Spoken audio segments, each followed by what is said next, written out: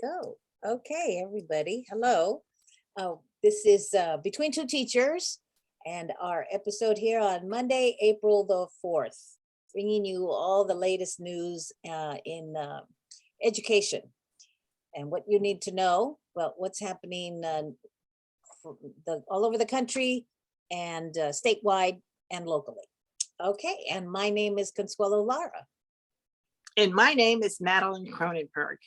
And as always, I will begin today with our land acknowledgement, where we pause to acknowledge that we are gathered on the ancestral territory of Hui Chin, which is part of the unceded land of the Chochenyo and Karkan-speaking Muwekma Ohlone people. We remember their continued connection to this region and give thanks to them for allowing us to live, work, learn, and pray on their traditional homeland. We offer our respect to their elders and all Ohlone people of the past and present. And we begin with what is going on in education. And I just want to start with a little piece of international news, just because I think it just shows all is one. It's not as if people have magic theories that are being discovered internationally that we haven't tried, and that others haven't tried in the past. In the UK, in England, they just had a big release of something called a white paper that they've been waiting for several years, and is being brought out by their head of education. And the two big things that came out of it were, number one, teachers should, and schools and teachers should share best practices. This is something we've heard of before. This is not something new, but what it means is you have to actually find a way to do it, right? You have to institutionalize it. Yeah. And that's what doesn't happen, right? We talk about it, but we don't set up an opportunity, a real serious way to do it. Like everybody has to bring a best practice, or there has to be some strategy for it. Anyway, that's number one. And their number two is collaboration. They said collaboration between teachers, schools, and children's services. So that's what we do in a community school. Exactly. We bring in wraparound services. And they're trying to expand their wraparound services. And those are the two things that will make the biggest difference in instruction. And the third thing that they talked about was additional professional development support for their teachers and more money for the starting salary. For their salary. Right. Just that, if they just did that, made a commitment to that, it would make so much of a difference. It really would. And the big thing is that it's one thing to say best practices and collaboration, but you have to put the resources behind it. Yes. You can't say, I'd like you to call your friend over the weekend to find out that best practice. That's not like you have to put time in the day and actually have a structure to do it in order for that to be successful. Yeah, and also the belief or the trust that teachers are professional people who have these best practices, and that we value the profession enough, and all of the assumptions, that you need to have in place. But people that demonize teachers or public education, or they're not going to support those things because they don't have those values, that philosophy of education. It comes down to exactly that. So they would rather pay consultants to come in and write a big report, right? And so as you look at like the various strategic plans, and you can look at strategic plans across the country because there's an industry of people who write strategic plans, and they pretty much pull from the same pool of ideas because there's only so many ideas out there. So you're not going to see that much of a difference as you go from one strategic that I can see, from one strategic plan to another. And they do, basically, it comes down to what they did here, right? And the number one thing, the subtext is you have to resource it. You can say all sorts of stuff, and if you never give anybody any money to do it, It's, then it just sits in the book. It sits in your strategic plan. yeah, and setting people up for failure. You want them to do more, but you give them less. Oh, and then you say, look, what's wrong with you people? You're not any It good. must be you. It's not the plan, and it's not that we didn't give you lots of money, because money doesn't mean anything. Money means everything, because that's where the resources are. Anyway, so that's what's happening there in England. The other thing that's happening there is their COVID rates have gone way up, as ours are going way down. Ooh, So that still hasn't disappeared. It's floating out there, but right now the US rates are very low, but they're super high in other places in the world. They're super high in Shanghai. They're locked down in Shanghai. And then they went up like 90% in the UK. Wow. So we'll see what happens with that. Nationally, the other big interesting news is that Mr. DeSantis, Governor DeSantis of Florida, has signed all of his various bills and his parents' rights bills, which are unbelievably detrimental to children. Right? Don't Say Gay one is the most terrible of all, but he's got also all sorts of books. He's got the book list. He's able to bring forward every part of the right-wing agenda against education. Yeah. And he's doing it. He's doing it. So that he just is marching forward. And also the school board, he got down to where he's limiting the number of terms on the school board. Okay. He doesn't want people he doesn't want people to get any expertise in being on a board. No. So there's that. There's news in New Orleans. There's a couple of things in New Orleans. They had put into place a ban in their schools against jazz music and dancing in New Orleans. In New Orleans. Oh my gosh. Yeah. Ah. And it was on for 100 years. That ban has been there for 100 years. 100 years. This week they eliminated the ban. So this talks about, why you should go forward and check your board policies. And, they hadn't really paid attention to this, but now, we're looking at things, and clearly this was very inappropriate. It was racist. It was a racist ban. That's what it was. Yeah. Exactly. To begin with. So there is that. Then the other things I wanted to just call out. I wanted to call out what happened in Sacramento, and that is the work of the Sacramento Teachers Association on their strike. They were on strike for 8 days, and they were able to do something that some other folks haven't been able to do, and I actually think this is the best practice. They mobilized their parents to come in and work with them. And they apparently voted to put parents on the bargaining team. Oh, well, that's interesting. You get to pick who's on the team. Yeah. So these parents, and that changes, this whole look of the stakeholders, and these parents were in the room and were part of and they have the biggest stakeholder. They're the major stakeholders, right? They're parents. Yes, they're babies. They're babies. And so they're making the case. And in Sacramento, they had also had a third party attorney who was the fact finder. And the teachers union had just said, we agree, the fact finder agrees with us. We agree with the fact finder. Let's just go ahead with what the fact finder has to say. And the district did not want to do that. And the district wanted instead to save money because they felt the balance sheet demanded that they have more money in their reserves. Oh, wow. But late last night, they changed their mind and they settled. And so it was because there's an organization that they call themselves Parents for Teachers. Oh, wow. And they were the ones, and they came out and announced it. They were part of the announcement. Oh no, we've come to a decision. I'll be done. So I think this is a huge best practice. Yes. This isn't just, so the PTA is one thing. This is a direct advocacy, and everybody should bring their parents in, Yeah, yeah, yeah. That is very interesting. isn't it?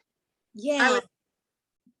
I You was know, fascinated by it because they were giving updates and every day, and then at one point the updates started to be given by the parents. there you go. That's interesting. I mean, it just changes the focus. It really does. It brings the children front and center.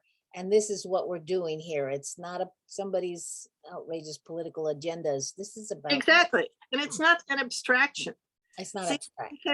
because what you have otherwise, you have the who's in that room, the attorneys, right? Because the district hires attorneys. They may have some of their own people, but they basically have their attorneys. Yeah. Their attorneys have no skin in the game. No. Their attorneys make more money the longer the strike goes. Well, that's true. Yeah. Let's drag it on. I often thought that they shouldn't even be paid. If they go on strike, the attorney should consider that a failure, and they shouldn't be paid, because that would get them motivated. But no, they get paid. The longer it goes, the more money they make. Yeah. Yeah. Right. But so it changes who's in the room. Yeah. It changes who's in the room. And that it was successful. It was successful for them. So that's a really, really good piece of news in Sacramento. All right. Good. So tell us what's new at the county. At the county. Well, I got to go and visit one of our schools, Golden Gate Community School, the one in Richmond. And we do some programs. We got such great programs that do great work. And so we were able to go through there. And one of the trustees from West Contra Costa came also, O3 Christian. The board president. The board president. And this was really, something he really felt strongly about. And luckily he brought up that also the trades and how important that is for, and then I have some more trade CTE stuff to talk about as well. So that's really great that's one of his big, one thing that he really wants to see implemented. I mean, he talked about it in his campaign and absolutely. So he values that, and I'm just so grateful for that. So it was a very nice visit. And I know people know I have that girls group. We took the girls group up to UC Berkeley. That was a day trip. It was really good. It was very, very good. I think I told you that our group is growing, and we wanted to keep it a little group of men, girls we mentor. We're up to 14. It's like, oh boy, this is getting big. Well, you're a victim of your success. Yeah, the word gets around. It's mostly, well, my friend wants to join.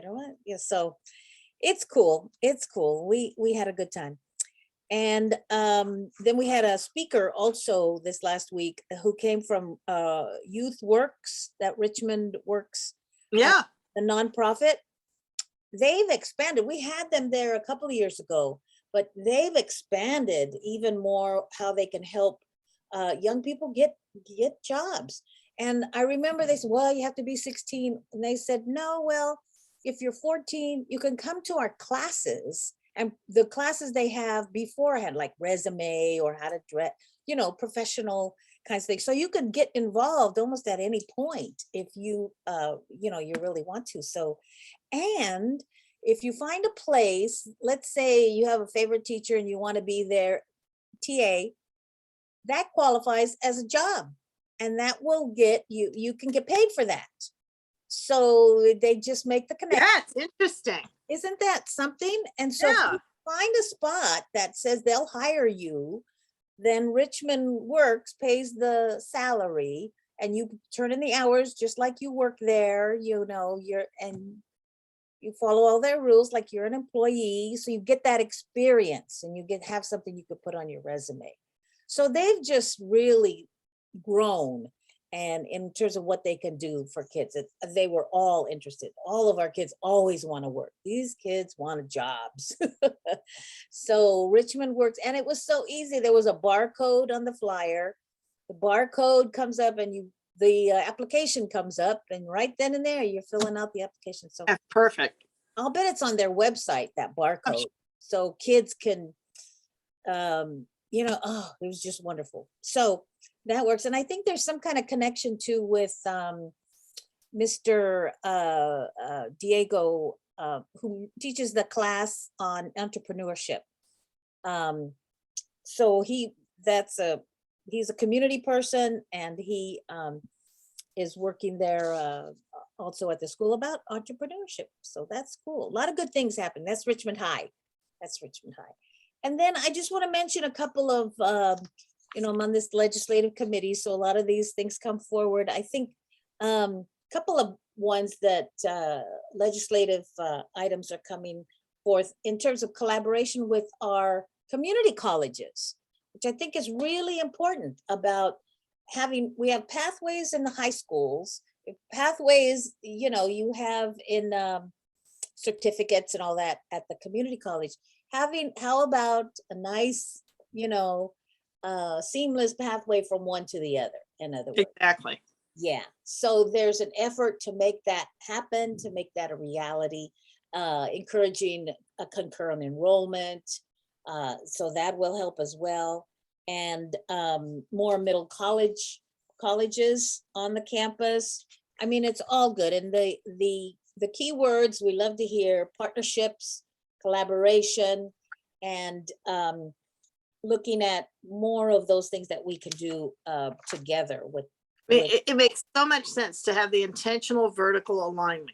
But that really means, what I keep seeing is, so the district has that in their strategic plan and the community college has it, but nobody ever says it needs to be the teachers who meet together and vertically align. It doesn't need to be the deputy superintendents who meet together and vertically align.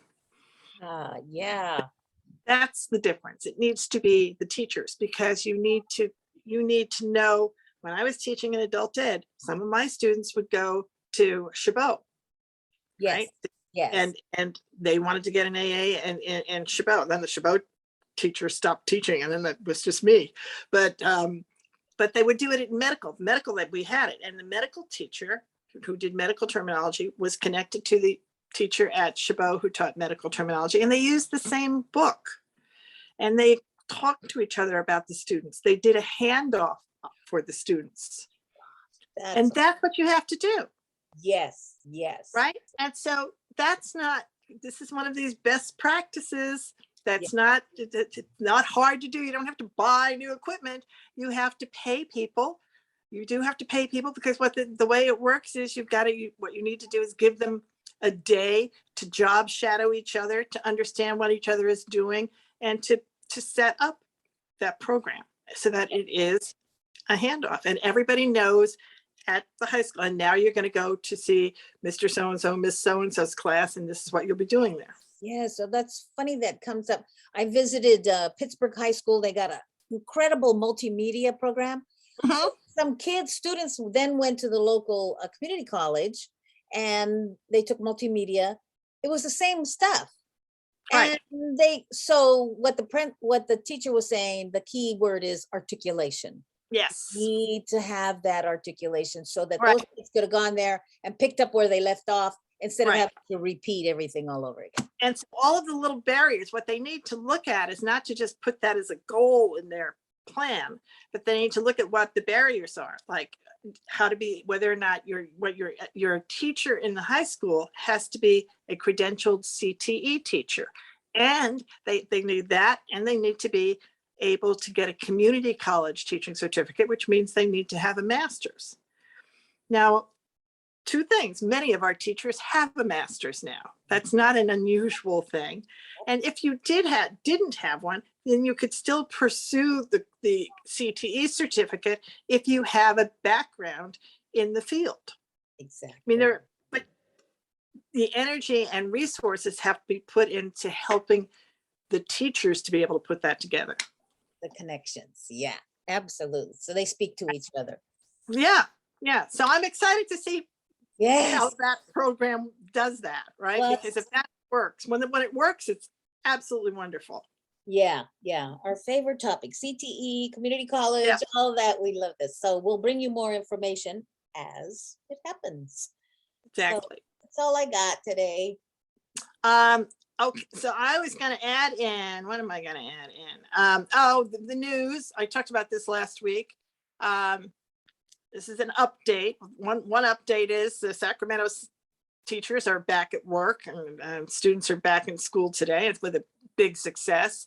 A second update is also in New Orleans, back to New Orleans. And that is, I had mentioned that a former candidate for state superintendent in California, Mr. Tuck, was in, he was in the race to become superintendent of New Orleans, the district of the city of New Orleans. But he did not get selected. Instead, Miss Dr. Avis Williams, who will be their first African-American woman ever in their 100 plus years to become their superintendent of schools. So I'm very excited for her. I think Dr. Williams is a great opportunity for her and for the New Orleans community. So that's big news. And Mr. Tuck continues on here, wherever he is, Wherever whatever it is. he's doing. And then in Oakland, an interesting thing happened. In Oakland, the whole letter that was the beginning of the conversation around school closures from the county office, the letter got rescinded. And I just point this out because things change. And when people think, oh, well, now this has happened, there'll never be, there's no possibility of a change. Yeah, there is a possibility of a change. Just like there was a possibility that ultimately, when the school board in Sacramento looked and looked and looked at their numbers, they were able to come to a different conclusion than they had started with. Yeah, yeah, right? yeah. Like you said, it was just a piece of paper. It's not a, yeah, Just a paper. yeah, It's just a letter. And then you can write back and say, oh no, I don't mean that. it's not, You're no longer, that's no longer true. And it can be no longer true because of decisions. There's no question they have made decisions since then. And all of that is true, but the implication was that even if they'd made those decisions, that they were still going to have this lack of going concern. So it's just something to understand that these are technical documents that have to be issued in certain circumstances, but that doesn't mean that they are that they cannot change. They yeah, will always change. yeah, They will always change. for sure. And there's all of our regular shout outs. You can sign things to make sure that the defend ban, the books are still being banned all over the country. Oh, that's horrible. Oh, my goodness. Unbelievable. And it just goes on and on. It's not as if that's stopping. Nothing. The No. red states in particular, of course, are the ones that are having it. So you can go to support freedom to read. The fact that we have to have this is an unbelievable thing, but we do. So if you want to defend the banned books and support freedom to read, you can just Google that and get to it. And then the last thing I wanted to do is a shout out to the big win this week to two people. Let's see where I put them. Derek Palmer and Chris Smalls. And these are two employees from Staten Island from Amazon. One of them is a former employee because he got fired. And the other one is a current employee, but the one who is a former employee is now the president of the Amazon labor union. That's good. And his is an amazing story. If you're interested at all in amazing stories, look him up because he took it upon himself. Let me just say, he organized a bus stop. That's He great. organized the bus stop. And if you ever had to, I grew up in New York, and these folks who work at Amazon have to work 10 or 12-hour shifts. Yeah. And when they would come out, one of the things that they had asked for was transportation to the ferry instead of having to wait in the cold for a public bus. Yeah. Amazon didn't give them a bus, which they easily could have had everybody driven to the ferry. This would have not been difficult for Amazon. That's what they do, is move things around. They could have offered to do it, but they didn't. And so they were able to organize at the bus stop and feed folks and talk to them about the value of being in the union. And Mr. Palmer and Mr. Smalls had an enormous victory. And how many miles did you say those Amazon, remember? 30 miles a day. Yep. And then you got to wait for a bus on top of that. So they needed that union. Cold, in the freezing cold, right? And there's nowhere to get food because it's like sometimes it's 2 o'clock in the morning or so what they did was they had pizza and hot chicken and as soon as people came off their shift, they would feed them and talk to them. And then they even put up a heat lamp because it is cold in New York in the winter. And the thing about it was they did it at the bus stop, which is public property. Amazon couldn't stop them. Yes, that's right. Right. Good for so them. that's just absolutely for both of them. Mr. Palmer, who continues working there. I think it's even harder for him because he's still inside. He has to. He's working there. And Mr. Smalls, who is the union president, and will go on to do incredible things. I mean, his name is now one of the biggest names in union history in the United States. Yeah, and it's got to catch on to keep on going. Yeah, for sure. And what you have to do is figure out your way now. And not every Amazon and not every place has got to be able to do it with a bus stop. That's right. You just got to figure out where it is in your community that people can get together and share out. So there you go. So to Mr. Palmer and Mr. Smalls, our great congratulations. And I hope that there are folks who will follow your incredible steps in supporting American labor. Absolutely. There you go. And with that, let's say bye till next time.